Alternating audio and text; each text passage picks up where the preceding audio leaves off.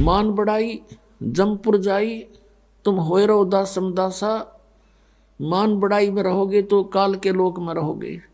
मान बढ़ाई छोड़ के परमात्मा में श्रद्धा बढ़ा के ज्ञान को आधार बनाकर इस सफर को तुम तय करो। बहुत आसानी से सफर तय होगा आपका और परमात्मा बहुत सहज मिलेगा।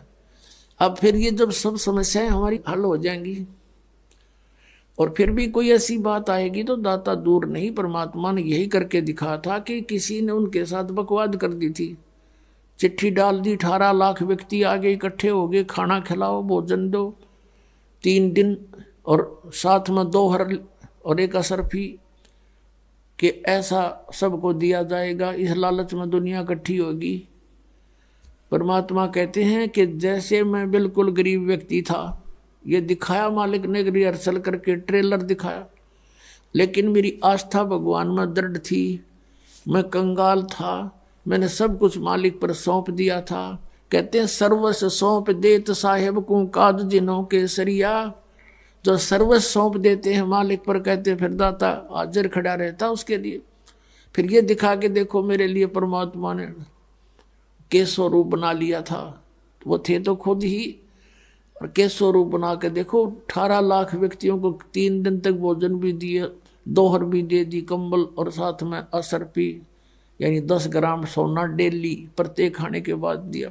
तो तुम भी यदि इतना विश्वास करोगे और यहाँ माया जोड़ कर नहीं धरोगे, फिर देखना मैं कैसे करके दिखाऊंगा। एक समय पुण्यात्माओं, हम क्या हैं? हम परमात्मा की भक्ति करते हैं और हम परमात्मा के ज्ञान से परिचित होने से फिर अपने हिसाब से ही चलते हैं।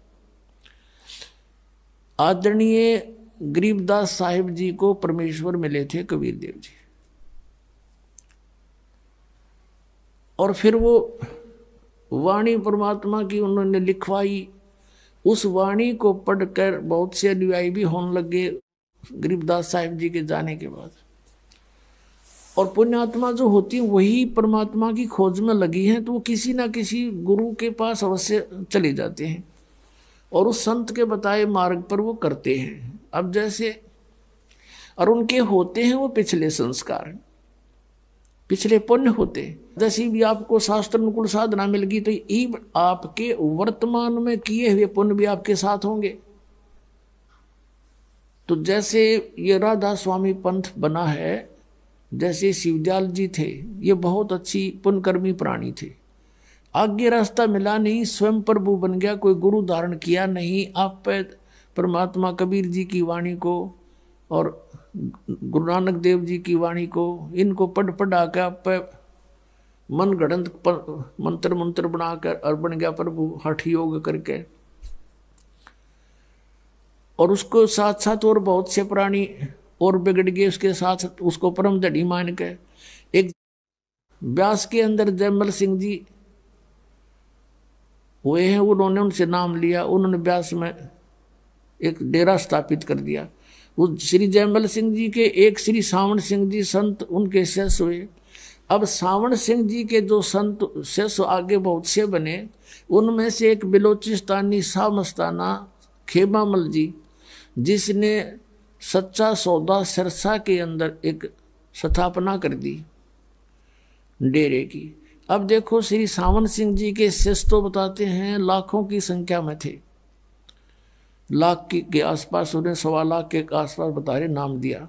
तो उनमें से ये खेमामल जी ही क्यों प्रभु बन गए? अलग से उसको कोई नाम देने का आदेश भी नहीं दिया, क्योंकि ये कैसे अपने आप में अलग से गुरु पद बना लिया। उसमें सिद्धियां भी थी, बहुत से उनके प्रमाण हैं कि औरों को उसने बहुत सी राहत भी दे दी, कुछ सुख भी दिए हैं। तो वो कैसे था? वो इसकी अपनी पूंजी थी, पिछले संस्कार थे इसके, पुण्य थे इसके, और अन्य लाखों थे हुए ना पन पे ऐसे एकदम। तो ये पिछले संस्कार से ही उसके कुछ थोड़े बहुत पूंजी थी, धन था भक्ति का, वो खत्म हो गया। अंत में इंजेक्शन रिएक्शन से उसकी मृत्यु हुई, वह बैटरी डाउन होगी, पिछले जन्म में चार्ज की हुई। तो ऐसे जीवन व्यर्थ होता है इनका। ऐसे ही आदरणीय गरीबदास जी के पंथ में एक दयालदास, लालदास नहीं, दयालदास नाम के ऐसे भगत थे। वो उनके शरण में आए, किसी संत गरीबदास जी के ही पंथ के किसी संत से उपदेश लिया। ये पिछले पुण्यकर्मी प्राणी होते हैं, जिस भी किसी ना किसी संत की आड़ अवश्य लेनी पड़ती है, शरण लेनी पड़ती है। मालूम है इनको कि गुरु के बिना कोई भी भक्ति सफल नहीं हो सकती। तो उसने गुरु धारण किया। गुरु धारण करके फिर वो अपने आप अपने मनमुखी तरीका अपना लिया। उसके पिछले पुण्य कर्म अच्छे थे, तो उसने क्या किया, अपना कोई डेरा स्थापित नहीं किया पहले, बाद में किया उसने छुड़ानी में एक अलग से। तो पहले वो चलता रहा, उसके साथ 500 उसके शिष्य हो गए, या वैसे कोई वो मंडली बनाकर चलता था, साधु संत उसके साथ रहते थे। और उसने एक नियम बना रखा था भी कोई भी संत मेरे साथ जो रहे वो कोई पैसा नहीं रखेगा, पैसा साथ नहीं रखे, संग्रह नहीं करेगा। और वो जहाँ भी जाते थे परमात्मा उनकी ऐसी रजा थी, पिछले संस्कार थे उनके, तो परमात्मा कबीर जी उनके लिए जहाँ भी वो मंडली जाती थी नगर वालों को प्रेरित करके सबको दोनों समय जितने दिन वहाँ रखते थे सुंदर मोहन भोजन खिलाते थे। फिर वो अगले उसमें चले जाते थे शहर में। एक बार वो कलकत्ता के आसपास के पास बैठे हुए थे।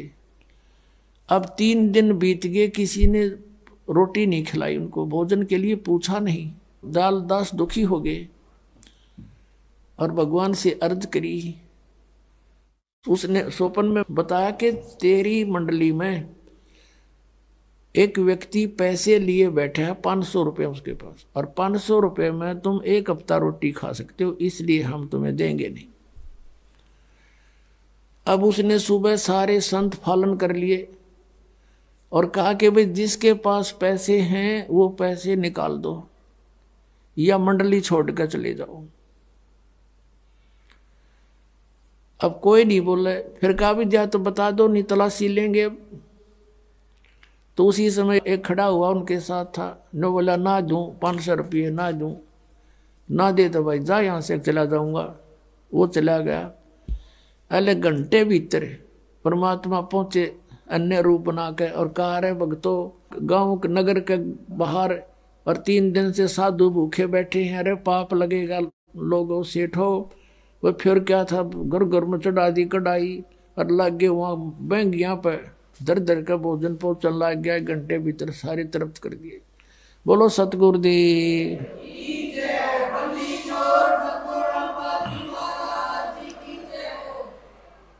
तो पुण्यात्माओं हम इतना विश्वास कर नहीं पाते भगवान पे, फिर भी पुण्यात्माओं क्योंकि हम घने पेटे हुए हैं, काल ने बहुत ज़्यादा हमारे को तंग कर रखा है। जैसे कुत्ते का 2 लाठी कोई मार दे बैठे बैठे के बेचारे के, और फिर वो दूर बैठा हो उठ सकता नहीं, और कहीं वैसे भी कोई जैसे खुड़का हो जाता है तो भी वो रोने लग जाता, कदे फिर ना मार दे। तो हम इतने पीट रखे इस काल ने, हम इतना दुख दे रखा है युगों युगों से, आज हमारे हृदय में वो भय बैठा हुआ है। ये फिर इन परमात्मा की भक्ति से सिमरन से इसको साथ रख कर चलो, मर्यादा में रहो आप। हम बेशक डर भी लगता रहे लेकिन मालिक का सपोर्ट साथ रहेगा आपके, वो भय को भी मिटा देगा धीरे धीरे अगर हम मर्यादा में रहेंगे। और फिर देखना आपके रोज नए चमत्कार होया करेंगे। एक बहन बता रही थी, ने बोली जी मैं पाठ कराना चाहूँ थी, अभी 4था दिन उस दिन उसने बताया, और मेरे पास जुगाड़ नहीं बन रहा था, मैं खूब रोई। मैंने 1000 रुपये रखे हुए थे अलमारी में, यहाँ चलने के लिए तैयारी की कि चल कुछ तो जमा कराया होंगी, वैसे लिखवा दूंगी। तो मैं 1000 रुपये तो अलग रखे थे और वैसे ही कुछ कागज पत्र रखे थे। मैंने सोची इनमें वैसे उठा के इधर रखे तो 4000 रुपये नो के नो धरे पाए। मैंने सपने में भी नहीं सोची थी मेरे पास पैसे हो रखे होंगे, कदे पैसा जुड़ा ही नहीं था मेरे पास। 4000 इकट्ठे धरने का ब्योते नहीं हो लिया था, खर्चे इतने थे। तो पुण्यात्मा हमने तो नीत साबित करनी है, सारी सृष्टि का पालन करने वाला 18 लाख व्यक्तियों को एक प्रधानमंत्री नहीं खिला सकता 3 दिन का भोजन जिस तरह परमात्मा ने खिला दिया। फिर यहाँ का राज ने के चाटेंगे हम, जिस परमात्मा ने सतलोक से लाकर यहाँ का नहीं चवन्नी भी ली, आटा भी नहीं लिया इस नकली लोक का, सतलोक से ले आया। तो वहां ये भरे भंडार हैं, तो हम वहां क्यों नहीं चले? तो हम चले तो हमने राह नहीं पता था। जैसे राधा स्वामी पंथ है, धन धन सतगुरु पंथ, जय गुरुदेव पंथ, अयोध्या राधा स्वामी पंथ, ये सारे सतलोक की महिमा गाँव है। ये काल के जाल में फंसे हुए, पांचों नाम काल के जाप कर बात करें सतलोक जान की, तो ये कैसे जा पाएंगे? विधि ठीक नहीं इनकी। अब विधि ठीक कर लो, सारे चले जाएंगे परमात्मा तक कर रखे। अभी सभी जीव इस सतनाम को प्राप्त करके सतलोक जाएंगे। सतनाम 2 अक्षर का, जिसमें एक ओम है, एक तत् है, वो सांकेतिक है। तो कहने का दास का जो भाव था, अब उसी टॉपिक पर आते हैं कि सतयुग त्रेता द्वापर में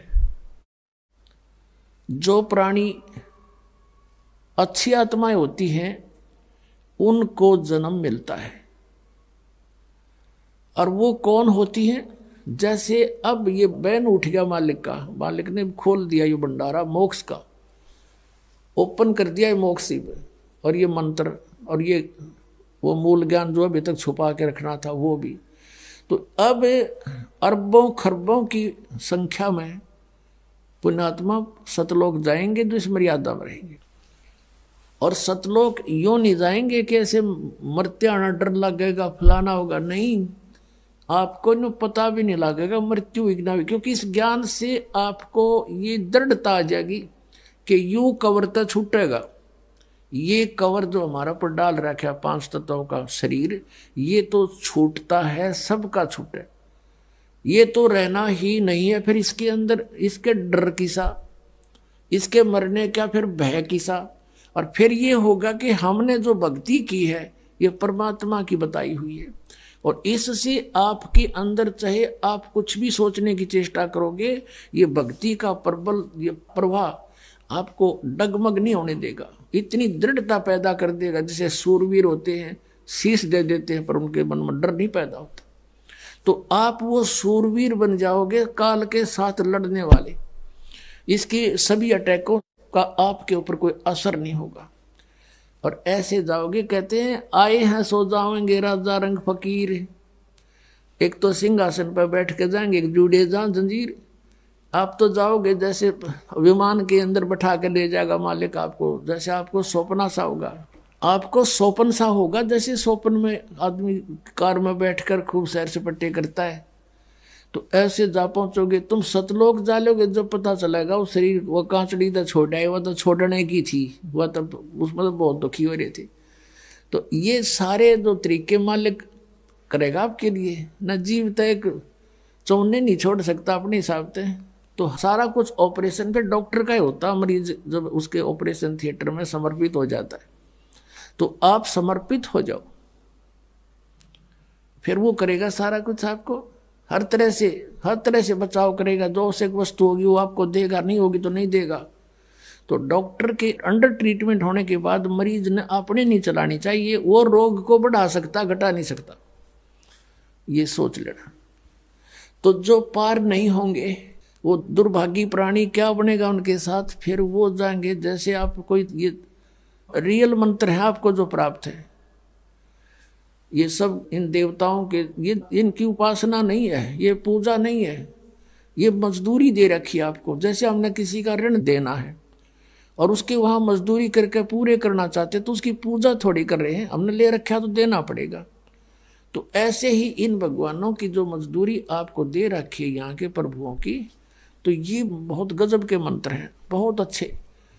और इनकी पूंजी आपके पास ढेर हो जाएगी, इनका ऋण भी आप तार नहीं सकोगे, क्योंकि ऋण तो परमात्मा उतरवा होगा, साथ खड़ा होगा, यू काल तो धोखा देता है तुम्हारे साथ।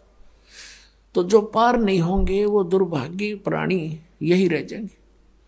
तो फिर कहाँ जाएंगे? ब्रह्मा के लोक में, जो ब्रह्मा जी का मंत्र आपको दे रखा है उसकी कमाई से। उसकी कमाई समाप्त होने के बाद जाएंगे ये विष्णु जी के लोक में, विष्णु जी का आपको मंत्र दे रखे या मजदूरी दे रखी है, धन हो जाएगा इकट्ठा। फिर जाएंगे शिव जी के लोक में, शिव जी का आपको मंत्र दे रखे, वहाँ पूंजी ये पुण्य खत्म होते ही फिर जाएंगे दुर्गा के लोक में। फिर ये जाएंगे ब्रह्म लोक में, जो इस काल का मंत्र सरपुरुष का मंत्र दे रखे आपको। और उसके बाद जो सतनाम प्राप्ति है, सारनाम प्राप्ति है, ये भी रह जाएंगे। ये नहीं कि सार नाम मिल गया तुम होगे पार, नहीं। मर्यादा सबसे बड़ी चीज है। जैसे सारी टिकट ले रहे हो, जहाज में बैठे नहीं, उतर गए नीचे, फायदा क्या हुआ उसका? डाल लो जेब में टिकट ने, वह कैंसिल होगी। तो ऐसे ही आप जी ने इस परमात्मा के द्वार से हटना नहीं है। द्वार धनी के पड़ा रहे, धक्के धनी के खावे, और 100 काल जगजोली पर द्वार छोड़ नहीं जावे। जहाज तो उतरे नहीं नीचे, टिकट आपने ले रखी है। तो फिर कई कहते हैं यहाँ से जैसे बिना ज्ञान के व्यक्ति चले गए, नाम त्याग के, मतलब इस स्थान को त्याग के, अब का मंत्र तो ये जाप करेंगे और गुरु और बना लेंगे। वाह भाई वाह, टिकट जहाज गिर बैठ गया गधे पर जाके। अकल देखो इनकी। तो इसके लिए परमात्मा बताते हैं कि वो जब रह जाएंगे ना यहाँ पे, तो ऐसे प्राणी फिर वहां रोते हैं बैठ के, उनको ज्ञान होता है। तो फिर क्या करते हैं परमात्मा? सतनाम में 2 मंत्र, 2 अक्षर का मंत्र है। एक ओम है, तो ब्रह्म का जाप है, और दूसरा मंत्र है वो अक्षर पुरुष का जाप है। अक्षर पुरुष यानी परब्रह्म का।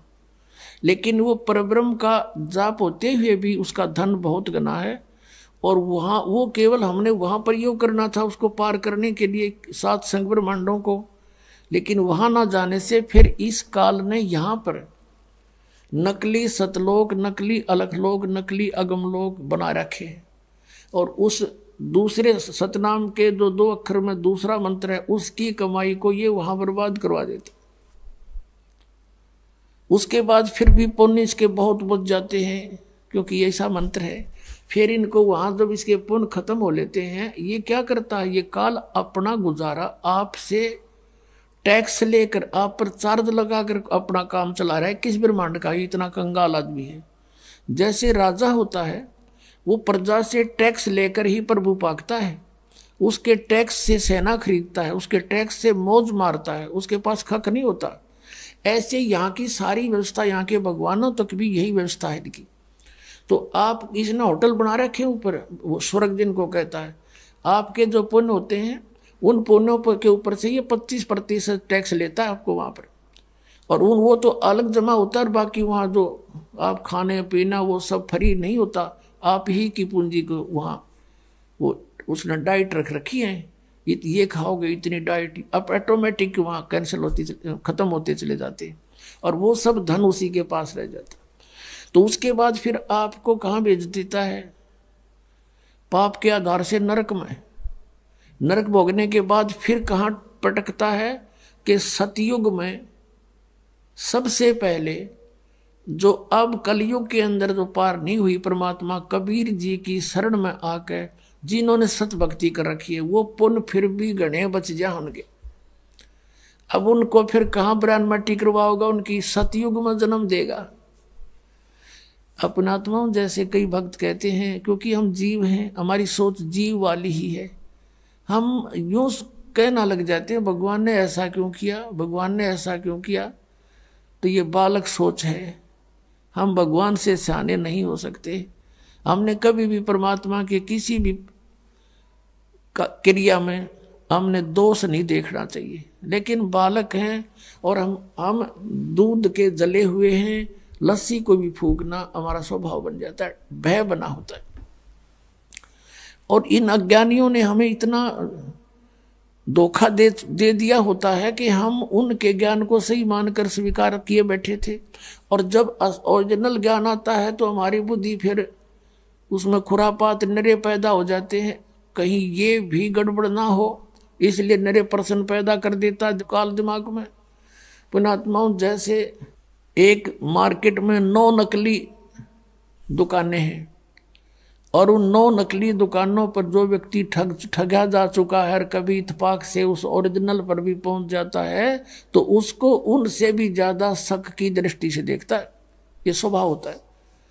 तो ऐसे ही यहाँ आने वाले प्राणी बिल्कुल बिगड़े हुए होते हैं। जो कोई किसी का पुजारी है, कोई देव का पुजारी है, कोई किसी संत के पास पूजा करता था, तो यहाँ आकर उसके और कर्म काल बिगड़वाता है। उसने व्यवस्था ऐसी बना दी कि जब वहाँ जाएगा, इसकी बुद्धि इतनी कंडम कर दूंगा कि उस सतमार्ग को भी जो जल्दी से स्वीकार नहीं करेगा और या तो वहां से भाग जाएगा अपनी चतुरता के कारण, कबीर साहब से दूर हो जाएगा। तो आप जी ने ज्यादा नहीं सोचना चाहिए। इतने प्रमाण दास दे देता है, उसके बाद आपको बुद्धिमान को ये सोच लेना चाहिए जो ये संत शब्द बोलेगा सारी साची है, ये अंडरस्टूड हो जाना चाहिए आपको इतने प्रमाण देख करके। और पहले आपके पास एक भी प्रमाण नहीं था और सारे स्वीकार्य थे, क्योंकि वो काल आपने थेपड़ के बैठा रहा था। कोई बात नहीं, सब ठीक है, और यहाँ सब ठीक के समय जो कहना ये गलत है, तो इस काल के जाल को भी आपने समझना पड़ेगा। अब जैसे एक प्रश्न आता है परमात्मा का, धर्मदास जी ने प्रश्न किया है, परमात्मा हम इतने नीच आपको छोड़ कर आगे, ये दाता आपने कैसे दया करी हम तुच्छ जीवों पर। तो परमात्मा ने कहा, बेटा तुम मेरे बच्चे हो, और माता पिता का बालक बेशक बिगड़ जा, निकम्मा भी हो जा, बुराई भी करता है, दुख जरूर आता है, लेकिन हृदय से उसके प्रति वह कसक मिटती नहीं, और यही नियत रहती है कि कभी ना कभी ये ठीक हो जाए, वापस आ जाए मेरे घर पे और ढंग से रहने लग जाए, मैं सब कुछ दे दूँ अपने बच्चे को। तो परमात्मा ने कहा, भाई मैं रह नहीं सकता, क्योंकि ये मेरे अंश हैं, और ये काल इनको इसलिए दुखी कर रहा है कि मुझे तंग करने के लिए। अब किसी के बालक ने कोई बिगाड़ देता है, उसको गुट्टी ला दे, माँ बाप ने भी उल्टा बोला, घर से पीछे निकाल लिया, चोरी कर ले हैं, और वहाँ जा बैठे उसके पास, उड़द शराब पियो, बकवाद गड़े, सिनेमा देखे और सोफंड करवा दी उसने उसी के पैसों से। तब परमात्मा ने कहा, भाई मैं आपका दुख देख नहीं सकता, मेरे बस की बात नहीं रही अब, क्योंकि तुमने खुद पैर पे कुआड़ा मार लिया सब इच्छा से आगे। और जब तुम दुखी होते हो फिर भी मैं आता हूँ कोई रूप अन्य बना के, काल भी मुझे पहचान नहीं सकता कि आई एम गॉड। जीव तो पहचानेंगे कैसे कि वो परमात्मा है। अब रामानंद जी को जब परमात्मा ने एक झटका दिया था, 104 साल के महात्मा, 5 वर्ष के बालक खड़े थे सामने, और रामानंद जी के मन की बात बता दी। वो पर्दा ला करके भगवान के माला डालना चाहता था, मुकुट में फंस गई थी। तब परमात्मा ने कहा था कबीर जी ने कि स्वामी जी गुंडी खोल कर माला गल में डाल दो, मुकुट उतारना नहीं पड़ेगा भगवान विष्णु का मूर्ति का। तो उसी समय उसने पर्दा हटा दिया था। छुआछात बहुत करता था रामानंद, ब्राह्मण होने के नाते 600 वर्ष पहले छुआछात चरम सीमा पर थी।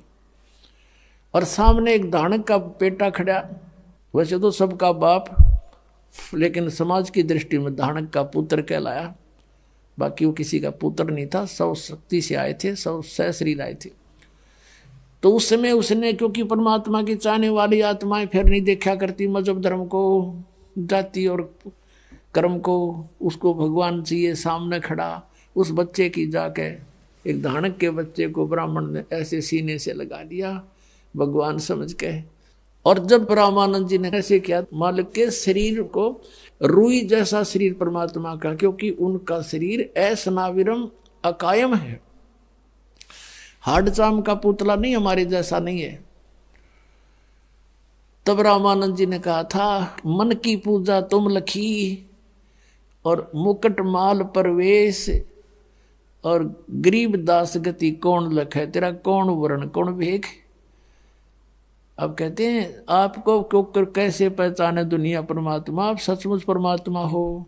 आप किस वर्ण में, यानी शूद्र वर्ण में आगे, जुलाहा जाति में, और किस वेशभूषा में खड़े, 5 वर्ष के बालक टोपी पहरे और धोती बांधे, छोटे छोटे बच्चे धोती बांधने लग जाते थे छोटी सी। और तुम्हें कैसे पहचाने हम, तो आप परमात्मा हो, आप किस रूप में खड़े।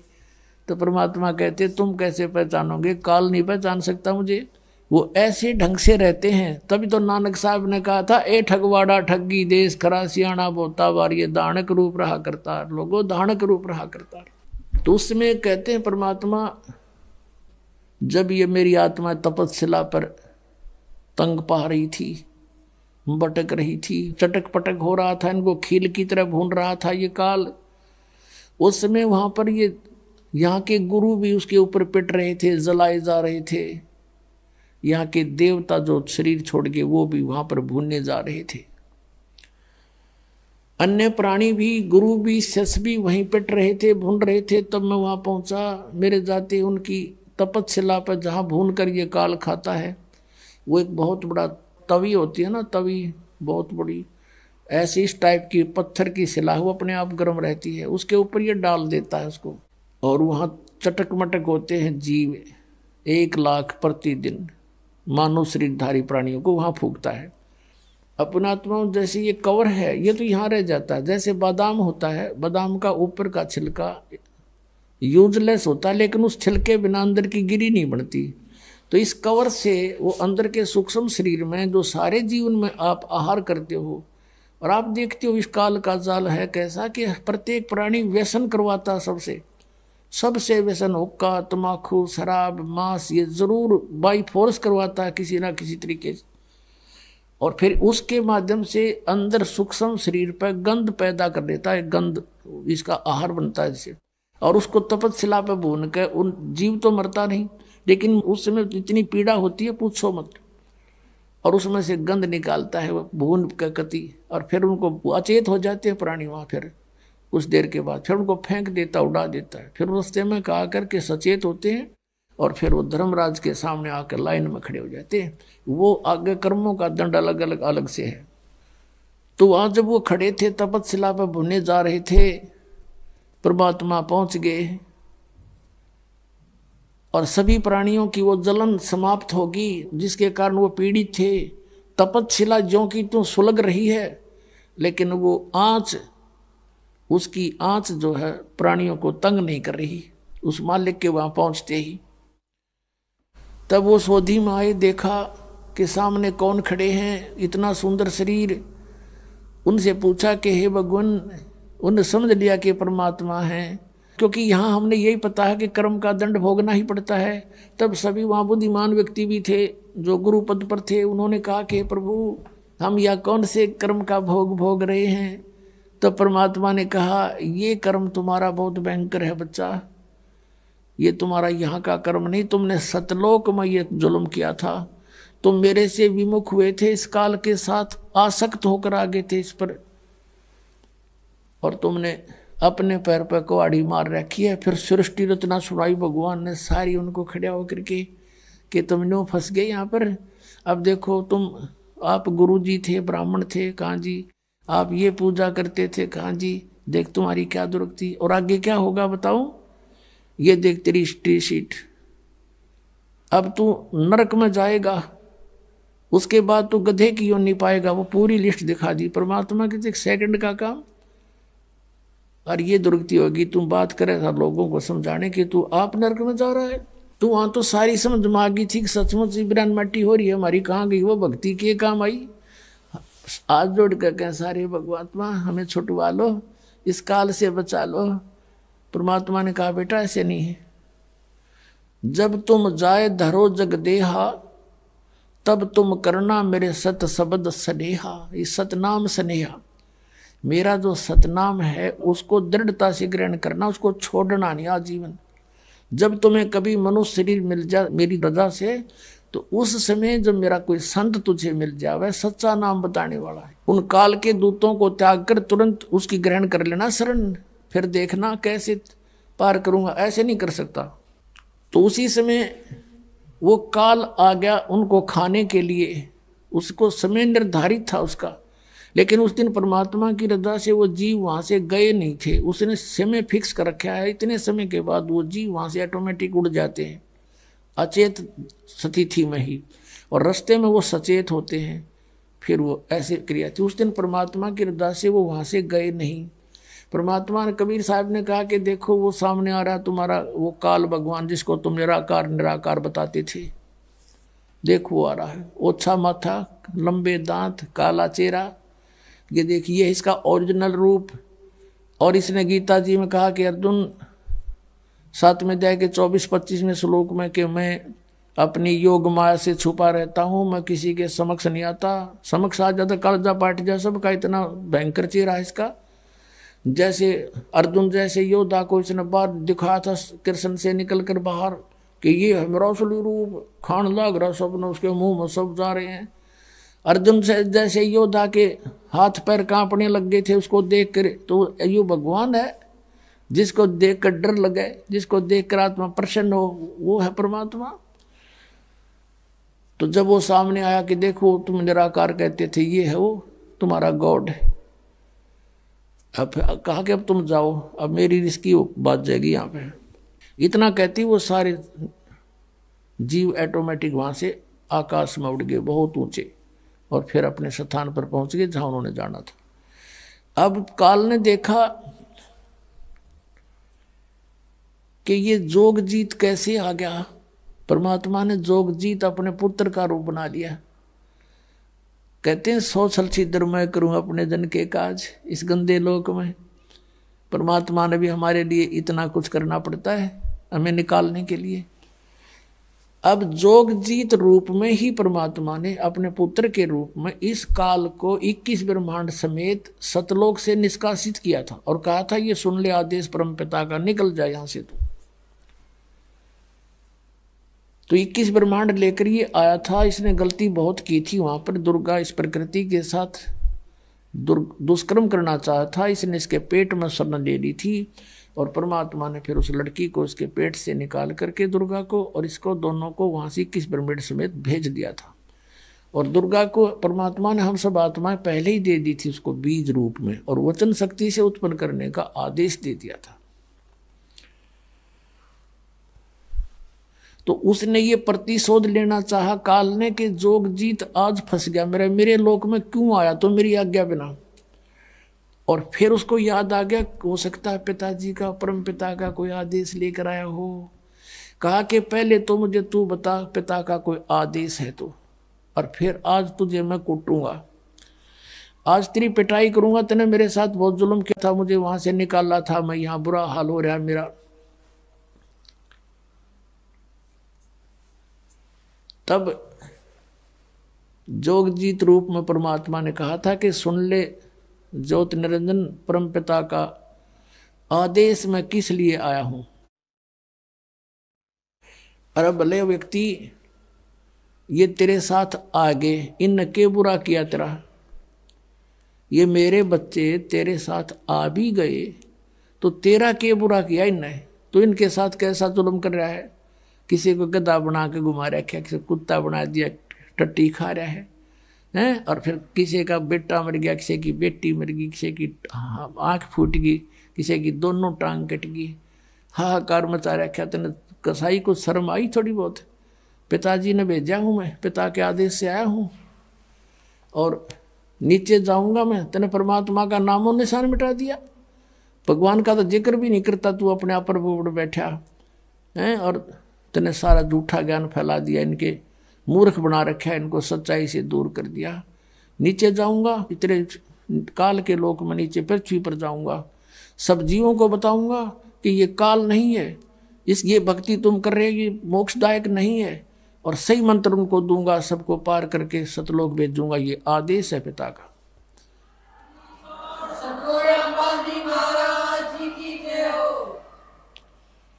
अब उसका तो कालजा कांप गया, काल का कि तो मेरा नाश करेगा, मेरी खेती उजाड़ेगा ये तो, क्योंकि इसने तो हम अपनी खेती बना रखे, गाजर मूली बोया करे जैसे किसी ने पाउडर खावे। तो उसने सोचा कि तो भाई जुल्म करेगा एकदम। उसके कहते हैं कबीर परमेश्वर बता रहे हैं, धर्मदास मेरे ऊपर ऐसे झपट्टा मारा जैसे बाज मारता है नीचे छोटी चिड़िया के ऊपर। इसने मुझे एक जोग जीत समझ गए, और धर्मदास मैंने ना फिर सतनाम का सुमन शुरू कर दिया 2 अक्षर के का श्वास से। पुणात्मा ये अपने लिए आदेश दे रहे हैं, परमात्मा हमें आगाह कर रहे हैं कि इस सतनाम के श्वास उश्वास के अधिकारी से प्राप्त मंत्र से मैं इतनी शक्ति आ जाती है कि सामने से यु काल भी आ जाता रहे, काल के दूतों का तो चक्कर छोड़ दो। इस सुमरण के करने से जैसे फणपति मंत्र सुन राखे फण सकोड़, ऐसे मेरे इस सतनाम तो यू काल लो मुंह मोड़े। जैसे गार्डू होते हैं ना ये सपेले, सर्प को काबू करने वाले, एक मंत्र सिद्ध कर लेते एक वाणी श्लोक, और कहते उस मंत्र से बोलने से अगर सर्प ने ऐसे फन फैला रखा हो ना डसने के लिए, वो मंत्र बोलने लगता है तो अपने आप वो फनपति यानी सर्प फन को सीधा करके और नीचे झुक जाता है। कहते जैसे फनपति मंत्र सुन रख फन सकोड़, ऐसे मेरे सतनाम तो यू काल लवे मुंह मोड़े। और ये ऐसा प्रबल मंत्र है, एक सूक्ष्म वेद में लिखा है कि मोला बैठा मोर्चे और देखे जन की भेड़, भेड़ माने भिड़ंत। जैसे आपने देखा हो ये खागड़ बिड़ा करें, जोटे भैंसे बढ़ते हैं, एक दूसरे का खेड़ मारा करें, सिर की खेड़, वो उसको सिर बढ़ाने को खेड़ बोलते हैं। तो परमात्मा कहते हैं कि जब तुम सतनाम जाप करने लगते हो, परमात्मा आपकी रिहर्सल देखता है। क्या देखता है कि जैसे कभी स्वप्न में या वैसे आपको कोई भयंकर आकृतियां दिखाई देने लग जाती हैं, तुम उनसे डर कर किसको याद करते हो? यदि आपके अंदर ये आस्था है और भक्ति बढ़ी हुई है, परमात्मा पर विश्वास है इस नाम पर, तो वो तो करेगा सांस का सिमरन, उस मंत्र का श्वास, उस श्वास से 2 अक्षर का, तो उससे क्या होगा, वो भयंकर आकृतियां ऐसे गायब हो जाएंगी जो भागते दिखेंगे, जैसे इनका कोई भाले ठोक दिया हो किसी ने। और जो अनजान होंगे उनको देखते नहीं को हरी मार गिरा, तो उसका कोई लाभ नहीं। वो माँ थोड़ी बचा सकती है, वहां तो ये मंत्र बचाओगा।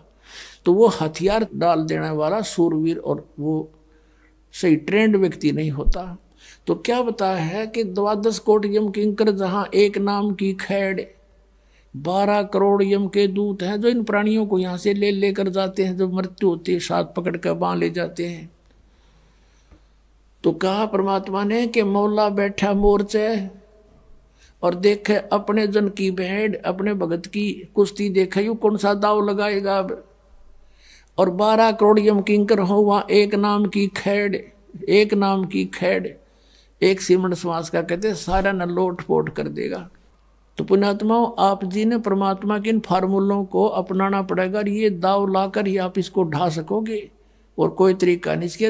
वैसे ये तो ब्रह्मा विष्णु महेश का अपन इसका आगे कहते हैं। ब्रह्मा का आसन डिग गया जब सुनी काल की गाज, जब ये अपने लोक से दहाड़ा, ब्रह्मा का भी आसन डगमग हो गया था। आपका तो औकात क्या है? तो ये हथियार है हमारे जो इसके लिए हम लड़ेंगे। श्वास का सिमरण सतनाम आदि। तो परमात्मा कहते हैं मैंने जब सतनाम का सुमन किया धर्मदास, अब धर्मदास को दृढ़ कर रहे हैं कि तू भी ऐसे करना, कोई आपत्ति आ जाता है न उस मालिक न तो केस सुमन की हो सकता थी, उसका के बसाव थी उसके आगे। फिर भी हमें एक दाव बताया, दाव जैसे पहलवान कुश्ती लड़ते ना रेसलर, वो दाव लगा कर ही पहलवान को डाल सकते ना, तो एक जैसी ताकत होती है उनमें तकरीबन। जिसका दाव बढ़िया हुआ ठोक देगा, दूसरे ने ठाक है। तो उसी समय मैंने श्वास का सिमरण किया सतनाम का 2 अक्षर का, और काल ऐसे पटक पड़ गया नीचे, इतना डर गया, उससे भय हो गया, भागन लगा वो और पाताल में जाके गिरा। अब मैं भी उसके साथ साथ गया, क्योंकि मैंने तो उससे काम था, आया उसी के लिए था। वो वहां भी घबरा गया और भाग के छुपने लगा। जब उसने पकड़ा मैंने, भाग मत, तुझे कुछ नहीं कहूंगा, पर बात सुन मेरी, चल वापस चल वहीं पर। तो ये तुम्हारा भगवान को मैं ऊपर लेकर आया, फिर उसी इसके 21वें ब्रह्मांड में सबसे ऊपर वाले स्थान पे। और फिर इसने कहा जोगजीत मेरे से गलती होगी, माफ कर दे, तू बड़ा भाई, मैं तेरा छोटा भाई। बड़े तो बख्शमा ही करते हैं, छोटे हमेशा गलती किया करते हैं। और मैं तो आपको पिताजी के बराबर मानता हूँ, बड़ा भाई पिता के तुल्य होता है, और आपके पास तो वही पावर है जो मालिक वाली है। परमात्मा ने आपको शक्ति देकर भेज रखा है, आप उसके प्रतिनिधि हो। अब जब अपनी ताकत से यहाँ काम नहीं चलता तो जीव चापलूसी प्रयोग करता है। यहाँ सबका स्वभाव उस निरंजन जैसा ही है। इकलौती लड़की कहीं बाहर दिखाई देती है तो मन में 100 दोष पैदा होते हैं। तो यही दोष इसके अंदर वहाँ विद्यमान हुआ था, वही हम सब के अंदर प्रवेश है, क्योंकि ये मन इसमें बैठा है, उसमें है ये दोष सारे। और ऐसे ही चोरी करने में और ऐसे ही किसी से ताकत से बात नहीं बनती, फिर चापलूसी करने की स्वभाव हम सबका एक जैसा ही है। तो उसने फिर चापलूसी शुरू की और कहा, ए भाई आप मेरे से गलती होगी, माफ कर दो, मुझे कुछ त्रुटि, मेरे लोक में कुछ अभाव है, उसकी पूर्ति कर दो, पिताजी से प्रार्थना करके मेरी पूर्ति करवा दो। अब परमात्मा तो जान ही जान थे, उनको तो सब पता था, ये बालक के मांगेगा आगे, उसको उनको ये पता था सारा क्या मांगेगा ये। कई भक्त ये प्रश्न करते रहते हैं क्योंकि ज्ञान पूरा सुनते नहीं और पहले बिदक जाते हैं, पूरा ज्ञान सुने तो इसमें मीन में एक नहीं है परमात्मा की ज्ञान में, पर ध्यान से सुने। परमात्मा को मालूम था यू के मांगेगा। परमात्मा बोले कबीर जी के बोल भाई क्या मांगता है, मांगो। नो बोला जी वचनबद्ध हो जाओ। अच्छा जी वचनबद्ध हो गया मैं, बोल। उसने कहा कि 3 युगों में तुम जीव ले जाओगे वापस, 3 युगों में जीव थोड़े ले जाना, सतयुग त्रेता द्वापर जीव थोड़े जाही, और चौथा युग जब कलयुग आवे तब तो शरण जीव बहु जावे। चाहे कितने ले जिए चौथे युग में परमात्मा, और ऐसा वचन हर मोय दीजिए तब तुम गवन संसार ही कीजिए, कि ये मुझे वचन दे दे प्रभु फिर आप नीचे जाइयो। इसने और भी 2-3 प्रश्न किए थे और फिर ये कहा था कि एक और प्रार्थना मेरी, कलयुग में जब आप जीव ले जाओ, आपके ज्ञान को, आपके मंत्रों को जो स्वीकार करे आप उन्हीं को पार करना प्रभु, और जो मेरे ज्ञान को स्वीकार करे वो मेरे, आपके ज्ञान को स्वीकार करे वो आपका। तो परमात्मा ने कहा तथास्तु। और भी इसने 1-2 वचन मांगे थे, वो आने वाले समय में फिर बताएंगे, यहाँ प्रसंग बदल जाएगा, नहीं फिर वो लंबा हो जाएगा, और यदि वैसे कह दूंगा तो आपको पल्ला पड़े नहीं बात। तो फिर क्या हुआ, परमात्मा ने जब ये कह दिया कभी परमेश्वर ने तथास्तु ऐसा ही होगा, वचनबद्ध हो गया, तब एकदम त्योर बदल गया यूं भस्मासुर की तरह। ये सबका एक जैसा स्वभाव है। भस्मासुर पहले तो भगवान शिव के प्रार्थना करो था और नुआधीन हुआ बैठा था, आंख नीचे बुगले की तरह, उल्टा ऊपर न पैर नीचे न सर करके भक्ति करे था, और जब भस्म कंडा ले लिया वरदान वचनबद्ध करवा के, और फिर नौका ही बोले शंकर होशियार न मारूंगा, वो इसने किया परमात्मा के साथ। अब शंकर जी तो भाग लिए, विष्णु रूप माँ का परमात्मा ने पार्वती रूप बना के उसका पीछा छुटवाया, भस्मासुर मारा। और वहां उसने जब सारे अपने कर्म कर लिए, परमात्मा वहीं खड़े रहे, कर तू क्या करेगा, और वो भगवान बाजली जी अविनाशी मान्या करते हैं, वो भाग गए और वो वहीं डटे रहे। इस काल के सामने भस्मासुर का ब्यौत की है, वो इनके बाप के सामने नहीं भागे, सामने खड़े हो गए कि कर के करेगा, फिर सांस कैसे मन से उसका, वो तो वैसे मालिक की कृपा थी, सांस तुम्हारे लिए बता नहीं बसाई इसकी कुछ भी। तो फिर जब इसने सारा कुछ ले लिया, वरदान पा लिए, आंखें बदल गया, कहने लगा जोगजीत अब बेसिक जा तू संसार में, 3 युग में तो तू ले जा नहीं सकता, वचनबद्ध हो गया, और जब चौथे युग में तुम आओगे ना, उससे पहले इन सभी प्राणियों को भिन्न भिन्न पूजाओं पर लगा दूंगा और उल्टा ज्ञान ठोक ठोक कर भर दूंगा। अपना अपना मता ये सब बोला करेंगे, किसी को देवता पूजा ला दूंगा, किसी को मंदिर में, किसी को मस्जिद में, किसी को गुरुद्वारों में। और जब तुम्हारा हंस जाएगा ना, या तुम जाओगे या तुम आओगे या तुम्हारा कोई अंश आएगा, उससे पहले तो मेरे दूत जाके मेरे भेजे हुए संत बना के भेजूंगा और सारे विश्व में और तेरा नाम ले लेके 12 पंथ तो चलाऊंगा, कबीर नाम तो है, तेरे नाम तो कबीर कबीर करेंगे, और फिर और अनेक पंथ चलाऊं, या विद जीवों को भरमाऊं, और चले जाइयो जोग जीत संसारा, हर जीव ना माने कहा तुम्हारा, जीव तुम्हारा कहा ना माने, और हमरी ओढ़ हो बाद बखाने। कि तेरी कोई नहीं सुनेगा वहां पर तुम्हारी। जब तुम जाओगे तब तक तो मेरे दूत जो है, मेरे काल के दूत, ये सबको भ्रमित करके उल्टा ज्ञान भर के और सतलोक और सतपुरुष और ये सब महिमा गाओगे, और वो सारा मेरे नाम जपेंगे, मेरे मुंह में आ जाएंगे। द्वादश पंथ करूं मैं साजा, नाम तुम्हारा ले करूं आवाजा। द्वादश पंथ नाम जो ले ही, सो मेरे मुख आन समोही। इन 12 पंथों में जो नाम लेगा, और अनेक पंथ चलाऊं, या विद जीवों को भरमाऊं। ये 12 पंथ तो कबीर पंथ के आपको गिनवाए थे कल रात्रि पर, परसों भी। और बाकी अन्य पंथ ये काल ने भेज दिया। राधा स्वामी, धन धन सतगुरु, जय गुरुदेव, तारा चंदाला, ठाकुर चंदाला, वही सारे ये निरंकारी, ये जितने सतपाल वाले, ये हंसा देश वाले, सारे काल के पंथ हैं टोटली। ये सुधांशु वाला, ये आसाराम वाला, ये सब काल के पंथ। ये नहीं तक सीमित है इन देवी देवताओं तक जो काल के भी पुत्र हैं। और कहते हैं जा चले जाना, तुम्हारा कोई नहीं मानेगा। अब परमात्मा आए थे। अब कई भक्त ये कहते हैं, मन में दोष आ जाता है, विचारहीनता बढ़ जाती है। कहते परमात्मा ने भाइयों ये वर नहीं देना चाहिए था कि 3 युगों में जीव थोड़े ले जा, इन्हें तो जब वापस ले जाना चाहिए था। अरे भले आदमी वापस कैसे ले जा, पहले तुम थे ना वहाँ पर, वही ना गड्ढे थे हम, वहाँ नहीं टके। ये हमारी देही टूट ली खूब, कलयुग में पता लग जाएगा हमने अपनी औकात का। इसलिए ये सेलेक्ट किया था दाता ने। अब कारण क्या है, जो दास ने आज ये प्रसंग शुरू किया था उसके ऊपर फिर आते हैं। परमात्मा ने कहा था कि चौथे युग में जब इसने ये कहा कि तुम्हारा कोई नहीं मानेगा, अपने काल के दूत भेज दूंगा, और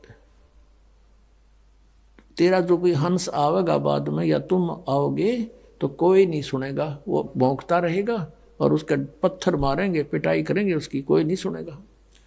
तब धर्मदास चिंतित हो गया इस बात से कि हे प्रभु, वो तो अब इसने कर ही रखा है। अब मैं आपका बच्चा था और मैं आपका विरोधी, कितना विरोध मुझ दुष्ट ने किया मालिक, और सभी ऐसा ही करेंगे आपके साथ। हम सबको ऐसी बुद्धि भ्रष्ट कर रखी है इसने।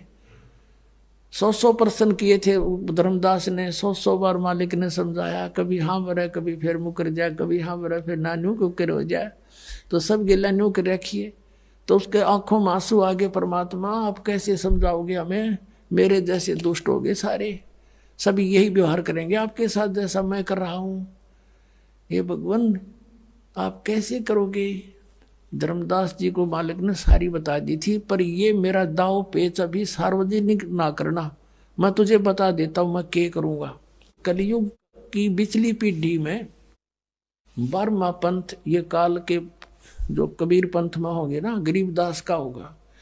और तब तक मैं जो अब ये वाणी लिखवा रहा हूं ज्ञान, इसमें भी ये अपनी सोच अनुसार परिवर्तन करेंगे, कुछ इसका प्रारूप बिगाड़ेंगे। काल बिगड़ुआ होगा क्योंकि इसने सुख संवेद का नाश कर दिया था। और फिर गरीबदास नाम से 12वां पंथा होगा, ये मेरे नाम से। उसमें मेरी महिमा की वाणी को मैं पुनर् यथार्थ रूप में प्रकट करवाऊंगा, और वो वाणी इतनी प्रसिद्ध नहीं होएगी, लोग उसको छेड़छाड़ नहीं करेंगे। और गरीबदास ने आदेश दे दिया था उस लिखने वाले को कि जो मैं बोलूं उतना ही लिखेगा, और इसमें कोई छेड़छाड़ करेगा उसकी दुर्गति हो जाएगी। तो गरीबदास पंथ में ये धारणा गजब की बना रखी थी, समझ माई मारा क्यों कर रखा था यूं काम। सबकी ये धारणा थी कि मालिक की वाणी में जैसा भी बोल रखा है ऐसा ही लिखना, देश में एक भी अक्षर में फेरबदल कर दी तो उसकी कईयों के साथ ऐसी घटना घट गई थी, वो छेड़ा नहीं करते। इसमें परमात्मा ने गाली तक दे रखी है इन नकली पंथों को और इस काल को, जो मैं बोल नहीं सकता। और वो भी लिखनी पड़ी ने, उसमें फेरबदल नहीं कर सके क्योंकि वीरान माटी हो जाती, इनकी भगवान का आदेश था। तो इस कारण से गरीबदास की वाणी को किसी ने छेड़ा नहीं है, एज इट इज मात्रा है वो मात्रा नहीं लिखी, उन्होंने परिवर्तन नहीं किया। और ये कारण ये था कि कहीं इसमें भी गड़बड़ कर दे, नालायक आके न कहेगा बेराज से नहीं। तो कहा कि 12वें पंथ में प्रगट हो वाणी, और ये 12 पंथ जो हैं शब्द हमारे का निर्णय ठानी, ये अस्थिर घर का मरम नहीं पावे, और ये 12 पंथ हम ही को ध्यावे। 12वें पंथ में हम आएंगे चल के। और फिर जैसे ही कलयुग है ना, धर्मदास जी से बात कर रहे थे, कलयुग था, स्टार्ट ऑफ द कलयुग, यानी बीच सी मिला ले कि ये प्रथम पीढ़ी है, ये प्रथम पीढ़ी है। और फिर इसके बाद बिचली पीढ़ी जब आवेगी तब हम आवांगे, उस गरीबदास पंथ में आएंगे हम आगे चल के। ये दास गरीबदास पंथ से संबंधित है, लेकिन उन गरीबदास पंथ वालों के दास के विचार कभी नहीं मिले, क्योंकि वो जो वाणी में लिखी थी बातें उनके विपरीत क्रियाएं कर रहे थे। एक मेरे गुरुदेव के अतिरिक्त उस पंथ में कोई भी संत ऐसा नहीं था जो ये मंत्र सतनाम देता हो। ओम नमः भागवते वासुदेव, कोई कुछ ऐसे ऐसे मंत्र मनमुखी, कोई सतगुरुदेव नमः, इस तरह के मंत्र दिया करती थी। और वाणी में स्पष्ट लिख रखे ये 2 अक्षर का मंत्र ये जाप करना, ये मंत्र है 2 अक्षर का ओम और एक ये तत्व, और फिर भी उल्टे जाप कराती थी। तो मेरे उनका कभी विचार नहीं मिला। इस कारण से हम छुड़ानी जाना भी बंद करना पड़ा, और वो विरोधी भी बन गए थे, जिसके कारण उन्होंने बहुत परेशानियां भी पैदा की। पर मालिक के सामने किसकी पार बसावे। तो परमात्मा ने कहा कि 12वें पंथ हम ही चलावें और सब पंथ मिटा के एक पंथ चलावें। तो तब कहा था धर्मदास, मैं बता देता हूं तुझे क्या करूंगा मैं, पर अभी तू इसको सार्वजनिक ना करना, गुप्त रखना। हम क्या करेंगे, जब हम आएंगे वहां गरीबदास वाले पंथ में, या अपना दास भेजेंगे, ये दास भेज दिया परमात्मा ने, तो उस समय तक ये काल के दूत अपने अपने पंथ चला करके परिपक्व कर चुके होंगे, और सभी श्रद्धालुओं को ये पता होगा कि हमारे गुरुजी कौन सा मंत्र बताते हैं और कैसी डेफिनेशन सतलोक सतनाम सचखंड की बताते हैं। उनकी पुस्तकें भी बन चुकी होंगी, उससे मैं शिक्षित करूंगा सबको। अब जैसे धर्मदास जी ने परमात्मा को देखा सतलोक में, फिर देखा ब्रह्मा विष्णु महेश, उनसे वार्ता कराई परमात्मा ने, उन्होंने स्वयं सर्व स्वीकार किया कि हमारी तो जन्म मृत्यु होती है, हम अविनाशी नहीं है, हम पूर्ण नहीं है, पूर्ण तो कोई और ही है। और वो जानते नहीं, सामने भगवान खड़े, अगियो कबीर इज गॉड, वह भी नहीं समझे इस बात ने। तब धर्मदास आया नीचे, फिर कहा कि हमें तो परमात्मा सब ने यही बता रखा कि वेदों में, गीता में, पुराणों में, कि ब्रह्मा विष्णु महेश सुप्रीम पावर है, अजर अमर है, इनकी जन्म मृत्यु नहीं होती। तो इसका मतलब है परमात्मा, ये वेद और ये कतेब, ये पुराण, ये तो झूठे हुए मालिक, ये तो झूठे हैं, फिर इनमें झूठा लिखा है। तो परमात्मा ने कहा कबीर साहब ने कि वेद कतेब झूठे नहीं भाई, झूठे हैं जो इनको समझे नहीं। ये वेद और ये पुस्तक पुराण गीता ये झूठी नहीं, झूठे ये है जो इनको समझ नहीं सके, एंड बैंड बोल रहे, इसके अंदर का एक अक्षर भी ना बता रहे तुम्हारे को। और धर्मदास मैं बताता हूँ, धर्मदास परमात्मा ने कहा था, धर्मदास ये जग बोराना कोई ना जाने पद निर्वाणा, यही कारण मैं कथा पसारा और सबसे कहिए एक राम ने आरा।